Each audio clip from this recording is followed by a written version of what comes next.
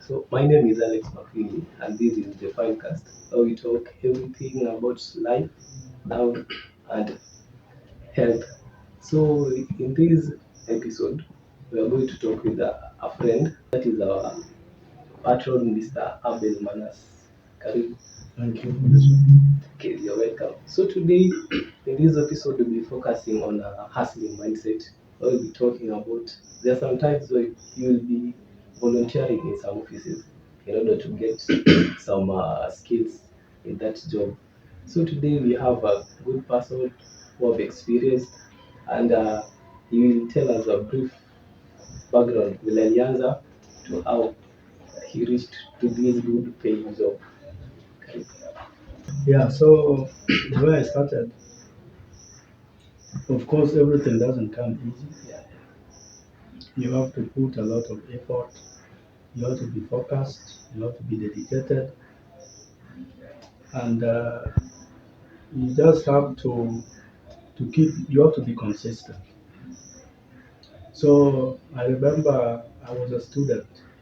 I was a student at Massachusetts University, and even when I was a student, at first year, I remember being taken by my mom,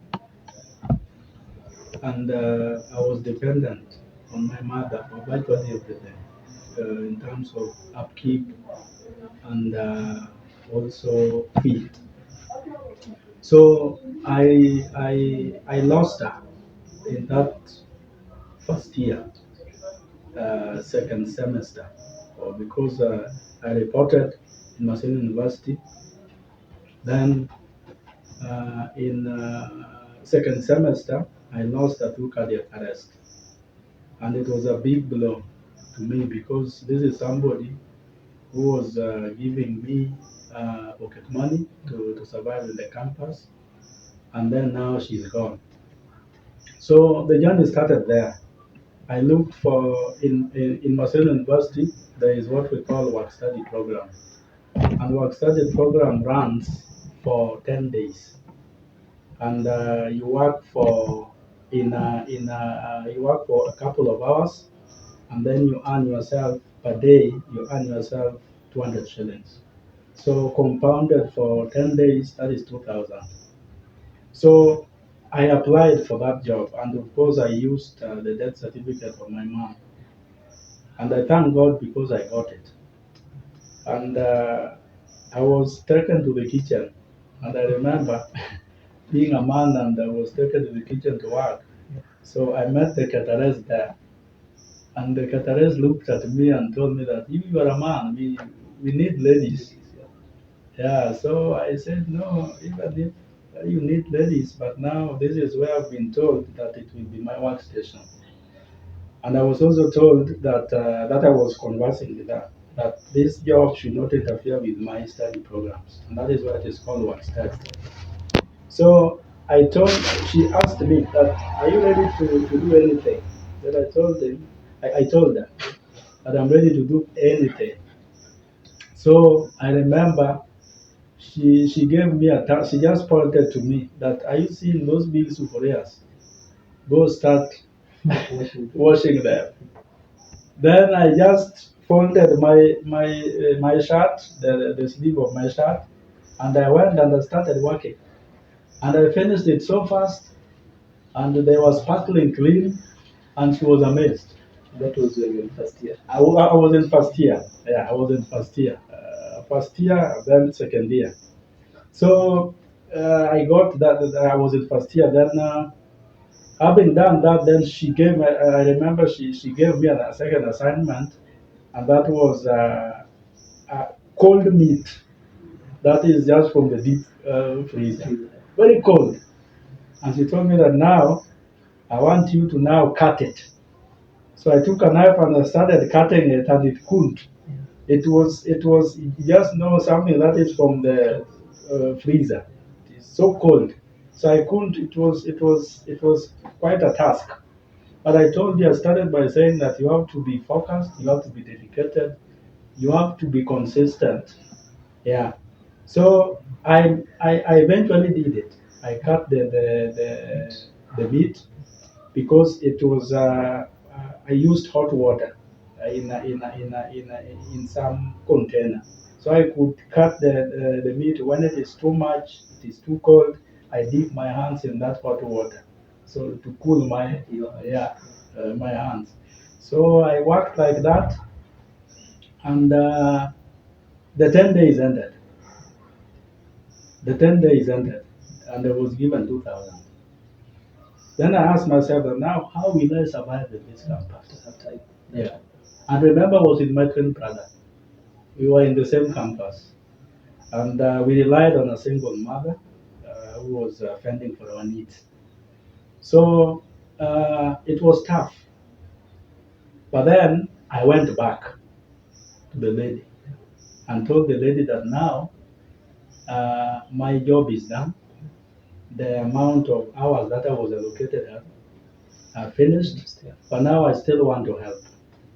And now that is the volunteering journey started. And that is how I started volunteering. Yeah. Of course, there are the other stories about where I volunteered, but this was the first one when I was a student. Yeah. So I opted, I told her that my pay, I don't want any pay. My pay is only food. Yeah. When I work, then the only thing that you can give is food. So I would be woken up in the wee hours of the morning at 3 a.m., at 4 a.m. to prepare chapatis. And I was preparing over 200 chapatis because these were consumed by students. I would also prepare so many mandazis, and in fact, I even have some marks in my body because the chapatis I used to prepare them in a big sufuria. So you roll them and you turn them. So because I was not used to that in the initial stages, I got burnt. Yeah, but that one didn't stop me because I knew what I was getting. By the way, in the campus, what the biggest expenditure is food. So during that period, what motivated you that much? Wow, that is a good question. I'm a man of faith. Yeah. In fact, that is my greatest motivator in life. And I didn't start. I didn't. By the time I was in campus, I was already rooted in Christ, in Jesus Christ. The journey of faith. And I started this journey when I was in class 4.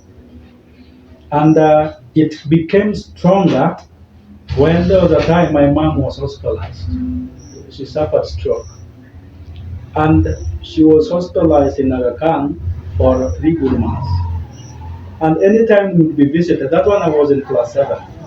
So anytime visitors would come to our home, I would hear them talk that my mom will not survive. Yeah, I would hear them at a distance whisper that my mom will not survive, my mom will not survive. So that one I got barricaded in the word of God. Yeah. So I started praying alone. So anytime I would pray, I would cry for God. And when my siblings come, I pretend that I'm just strong. I'm just okay. Until one day God answered my prayers. When I was coming from school, that is primary, so Sony Sugar Primary School, that is in Sony Sugar, Awendo, I heard the voice of my mom. So I was like, is my mom back? So when I opened, I was not surprised because I knew the person who God is. He answered prayer. He answers prayers. I had faith in action. So when I opened that door, what I saw, of course, shocked me because my mom was big. And now she was emaciated, and you couldn't recognize her. So very fast, I recognized her, and I greeted her that, "Mom, you're back." And my mom told me one thing. He told me that, "My son, since I came to this house, you are the first person to have greeted me. Other people have just been peeping because they were scared of me. But me, when I entered, as that tender age I was, I greeted her, I welcomed her. Yeah, so my journey of faith started there. So when I entered into campus, I was already used to it because I normally saturate my mind with the Word of God. I'm a faithful man. Yeah. So when even my mom passed, it was not a shock to me. And I can tell you that I didn't even shed a tear when we were burying her. Because I was rooted in Christ and I knew that God will take care of us. Yeah, so that is why I can comfortably tell you that I have faith in God. And I knew that even if I've left, my mom is not there anymore, I have God who was taking care of me. And the Bible says that don't be worried about tomorrow. Tomorrow will take care of what? Itself. And that is faith. That is what I exercise. Yeah. So during that time, did you have any, let's say, any girlfriend that Wow. you could spend the money on? That is good. That is a good question. When I entered the campus, uh, until 4th year, I didn't have any girlfriend.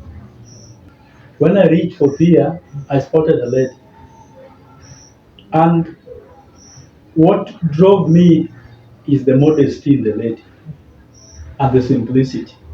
The lady I got at that time is now my wife. And now we have to reach. So during that volunteering process, Yes. what was your definition of success?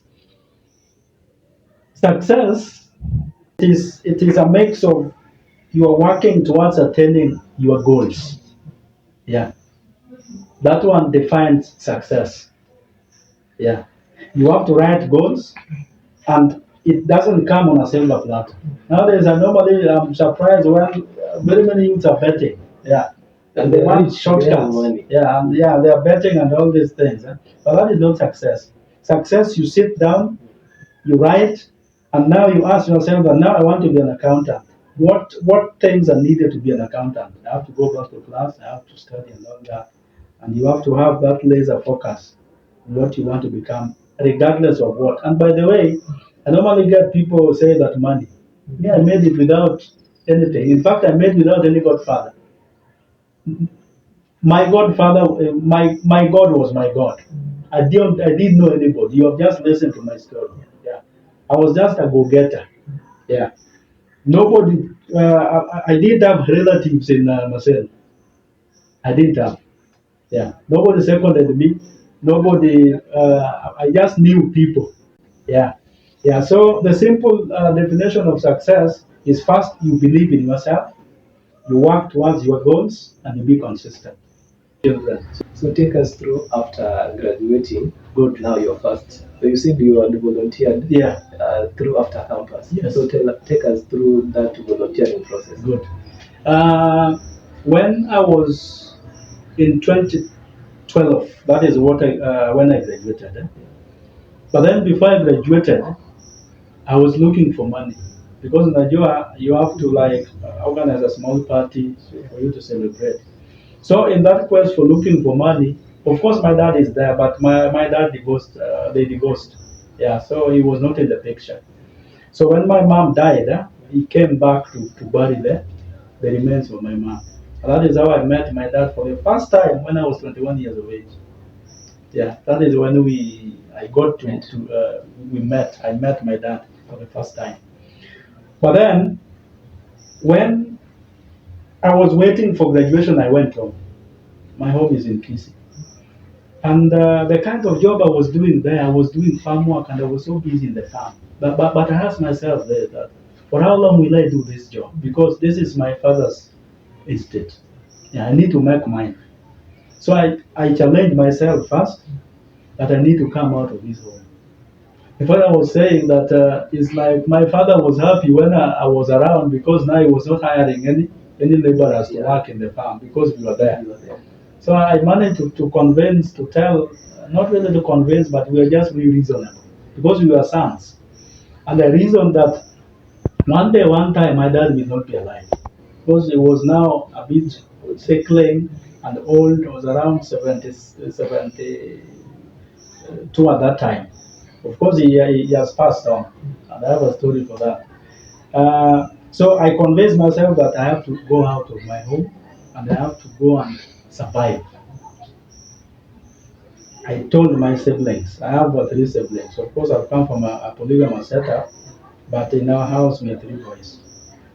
So, I have a twin and I have an elder brother. So I told them that we are wasting time here. Let us go to Kisumu and hustle. So we went to Kisumu and it was a real hustle. Yeah. My twin brother was selling cosmetics. Yeah, and I remember he would earn himself 200 bob per day, and he would also buy for us food and all that. Then I got a job, my first job. I was writing articles in Kisumu. It was a consulting firm in Kisumu. So I would walk from Kondele to Varsity Plaza. So it's quite a distance where people would just take town service. But me, I was walking alone. And there was a time I walked until the shoes of my the soles of my shoe remained on the road. And I was now just walking. Eh, but I never minded. And I remember I grew so thin until one of my neighbors asked my brother, my twin brother, that what is happening with Abel? You should tell Abel to go and get tested. They suspected I had it. So you can imagine. Yeah. But my brother knew that we were hustling. Yeah. So I was writing articles and selling, and I would make 10,000 per month. And now I was staying in a house of 4,500. So if you do your mathematics, you are I was remaining with 5,500, and I took care of these my other siblings. Then after that job, I left it because it was so draining. I would enter in the morning and I leave at 7 in the evening. It was so draining. I went to some hospital in Kisumu to ask for a volunteering job. They declined. They didn't take me in. So how did you feel? So that one even got me motivated. So after I was declined, because I told them that I don't need any pay, but they declined. They didn't take me in. So there was a time I went to Varsity Plaza and I met finance officer of Maseno University. And when I was schooling, there is a bit I left. Before I graduated, I did attachment in Maseno University. So I got acquainted with those people. They knew me, the finance, because I was doing an accounting job. So I was stationed in finance. So the finance officer knew me at that time. So when we bumped into each other in the lift, in the Varsity Plaza, Maseno University in Kisumu. Then she told me that, Ben, you are here. Why can't you come over and help me? Then I said, I don't mind. So quickly I made my decision and I went to Maseno to volunteer. So that was now my volunteering journey in Maseno University. I worked for some time, and there was a time I was stationed in salaries. So there was an old man in salaries. He was not that old. He had not reached 60, but he was working there. He was older than me. He was like an elder to me. So uh, he knew that I was being paid because of the way I would dress, and I was not gloomy. I was just happy. So he knew that I was being paid. So that day he was told that I was not paid anything. He was surprised. I did it for some time until one day, one time, we were given now contracts. I was given a contract. We were with other students who had volunteered. So we were given some contract and I was being paid 8,000. So the point I'm trying to make is that don't somebody should not be worried about volunteering. Yeah. Because when I'm volunteering, I'm gaining experience. So that is what I wanted. So I volunteered for a couple of months, and maybe you can ask me that now, how was I getting my food? Where was I staying? I was staying with a friend, yeah, who put up with me. This friend of mine, we didn't know each other before. We just met in the campus, but he took me in, and he was spending for my needs. He was mindful about my life. At times, he would give me money, he would feed me in his house. Yeah. So that is how it all went when I was in the campus volunteering. Remember, I told you that I worked in the mess. So I would go there and they would give me free food. Yeah. So that is how I survived. By the time I was volunteering and by the time now I got engaged, I was now earning some 8,000. The people around us in Marcel University, the people around us were not happy about me because I was a graduate. Yeah, with them, the people who are working in the accounts department, most of them were not graduates, and they even went to our seniors and told them that we are because I was there. There was also another guy called Bob, and there was also another guy called Ambana. So we were around seven who were given that task, and we were being paid 8,000. So these workers spread the rumors that we are wasting time. We are not working, we are lazy and all that. And we are telling them. Our seniors came to us and told us that you people, we are getting rumors that you are not working. Then we told them that the kind of work we have been given, we are finished. Yeah. So we need another kind of work. So anything we were given, we were finishing in record time. Reconciliation of students' accounts, we finish them. All the finance, like me, I worked in all the areas in finance. I worked in salaries, I worked in final accounts. I worked in interest. I worked in the main finance office. I worked in expenditures. I worked in examination. All those I knew them at fingertips, and I told you that I was gaining experience. So much as these people are not happy about us, it didn't affect me in any way. Yeah, it didn't. Much as they were spreading rumors we were not working, it didn't affect me. Yeah. There was even a harsh notice that was given out that we should leave. But me, I didn't leave. And I remember there was a supervisor, my immediate supervisor called me and told me that, Abel, is it a must not to work here? Then I told her that, Madam, you have shielded me for some time. Now leave me. Leave me to survive my battle. Yeah. Don't protect me. Yeah. So I did a letter, a bold letter to the Vice Chancellor. And after doing that letter, I was discussed by the whole management.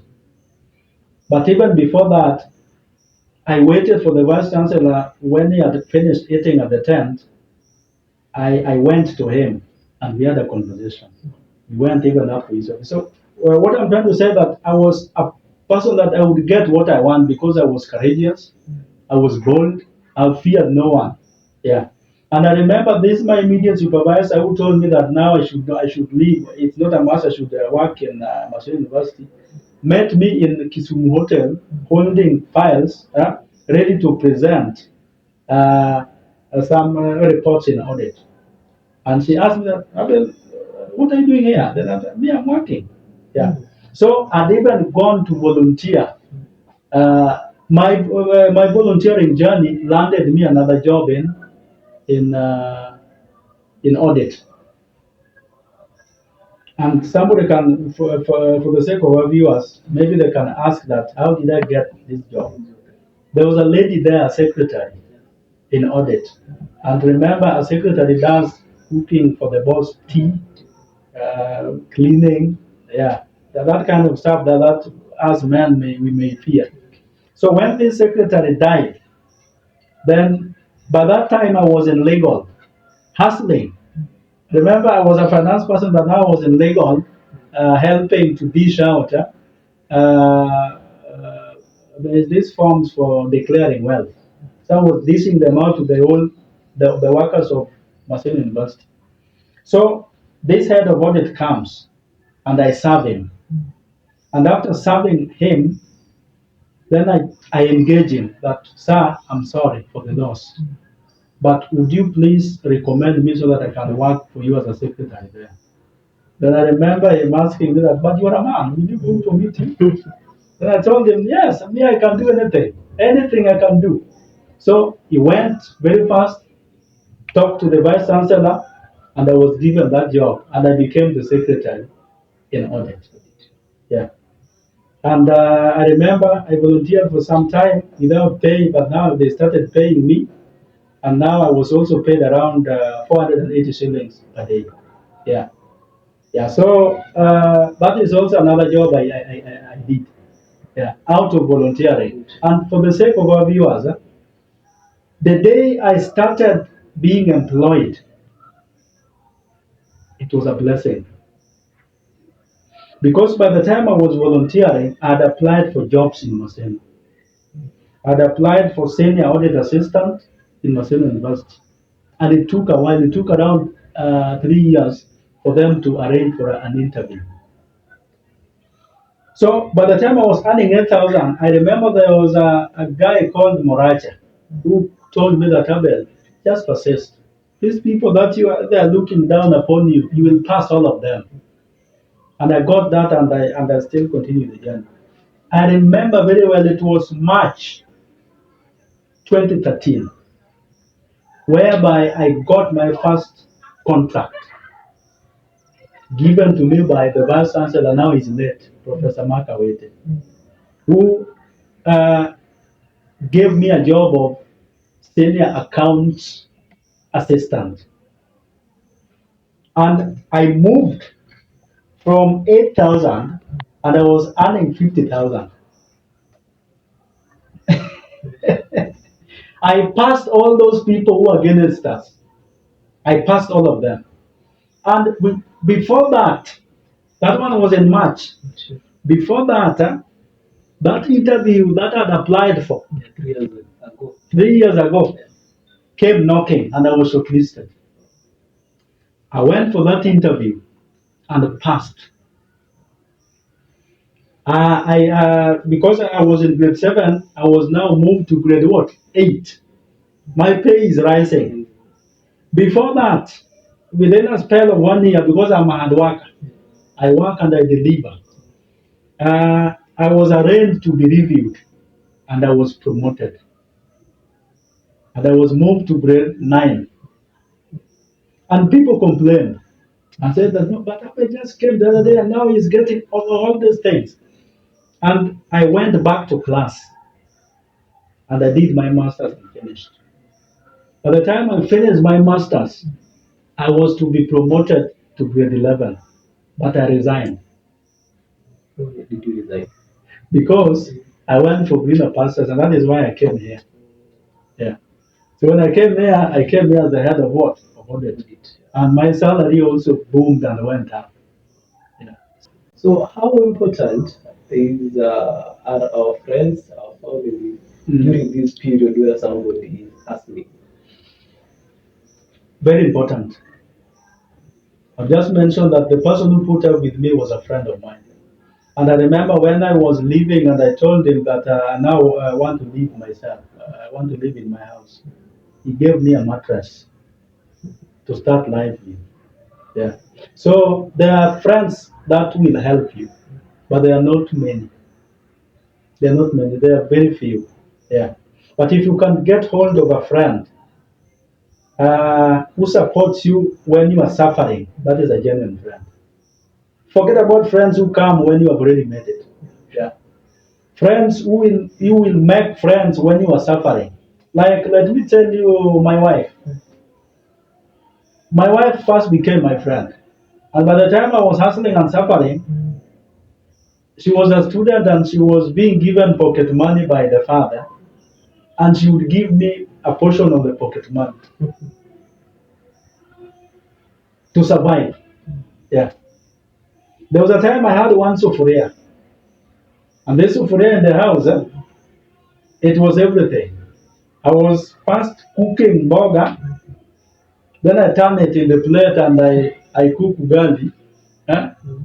So there was a time this my girlfriend came visiting because I was staying outside the campus.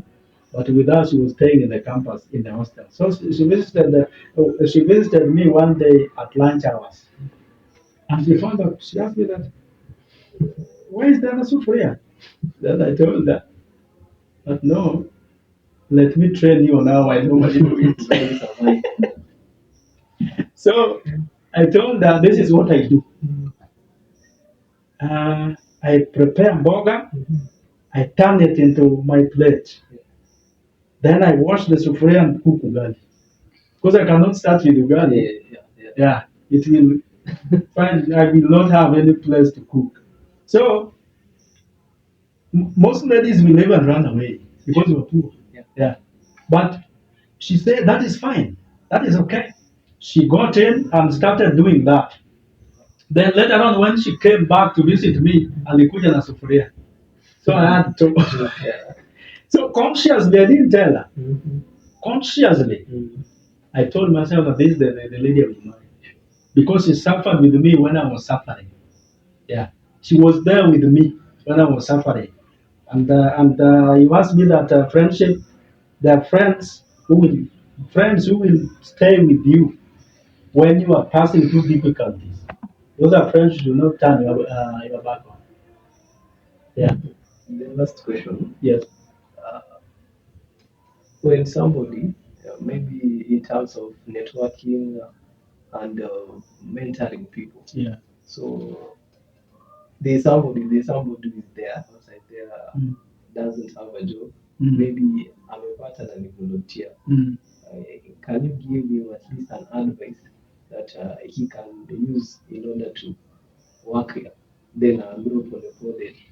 Let me tell you, my dad, I came to realize I didn't grow with my dad. He did raise me up. But my dad was a very feminine person in this country. In fact, when the very first time I walked in our home in Kisi, I saw pictures. My dad greeting President Moi, and there was a time President Moi gave him an opportunity to be the chairman of Pedestrian Board. That is in the year 2003. There was a time he was the chairman of uh, of chambers of commerce. Yeah, in Kisi region. My dad was became a branch manager of KCB Bank. Yeah, and he was a prominent business guy.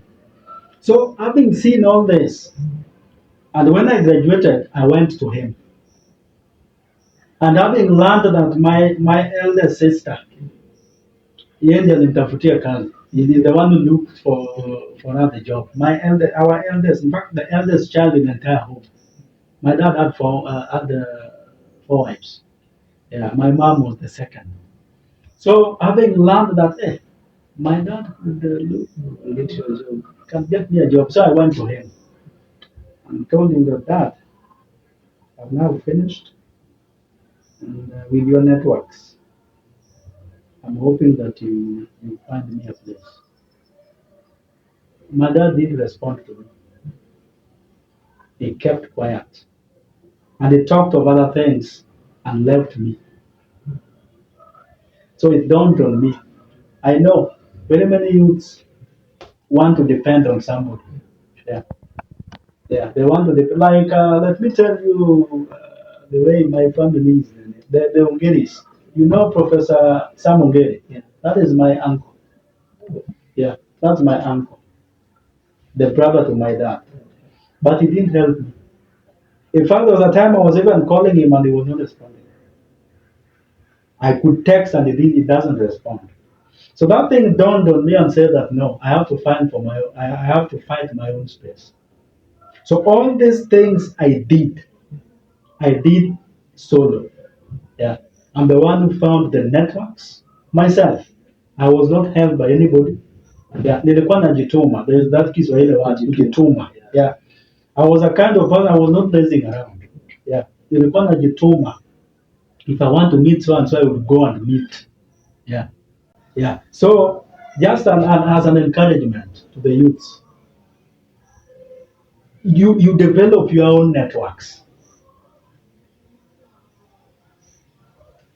Have friends who build you, not parasites.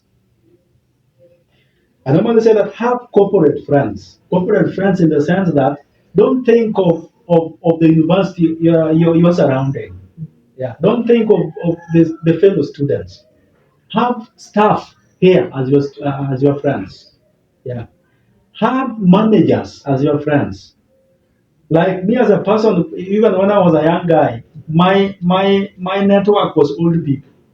And there was a time somebody cracked a joke and said, "You brother, you have just old friends because they were building me." Yeah. So of course people will say that, oh, but you have networks help me. You will be frustrated. I'm telling you, regardless of maybe your uncle is working in a big place and all that, you will be frustrated for nothing. Find your own space, work yourself out, develop your networks, look for friends who can build you. Yeah. And of course, I don't try to say that a friend cannot assist you, but even if they assist you, you do something as well. Work on yourself. Yeah, work on yourself. And importantly, work on your mindset. Very important. Because it is your mindset that will help you not to be stressed. It was not easy myself. I've told you it wasn't easy, I'm telling you. Yeah. But it was easy for me. Why? Because of the mindset. And maybe you can ask me, what is the mindset I'm talking about? I'm a person, I don't watch, I have television, but I don't watch it. In fact, I stay with my brother here, my eldest brother. I decided to give him my TV set because I purchased a DSTV and a TV set. There's a big one, but I gave him. You can ask me why. Because they are wasting my time. In fact, if you find me watching television, I watch business news. I don't watch these other news because these other news, 90% are problems. See the two, yeah. Oh, serikali nisaidia hii and all that. But where I focus most is developing my mindset. I've downloaded very many audiobooks. Very many audiobooks. When I'm traveling, I listen to them. When I'm in the house, I open them and I listen. I have several inspirational books that I read, apart from reading the Bible. Yeah. So anytime challenges come my way, I laugh at them because they find I've fortified my mind with pillars that I cannot fall. Yeah, yeah, yeah. Uh, so that is what I can tell the young people. Here in the campus, we are in Tomboya, isn't it? There is free Wi-Fi, but you will find people just wasting time in TikTok. They're watching funny stuff. I'm not trying to say that watching them is bad, but manage your time well. Yeah. A successful person manages his time. And you account your time. Yeah. But today, how have I accounted my time? What have I spent? That is making me to grow rather than to diminish. Yeah. So to our listeners, we have had a very fantastic story, Yeah. and this is what we'll be doing. So if you have any story to tell us, Mm. you can just comment there, and we thank our patron for that good story. Asante sana. Mm. Thank you.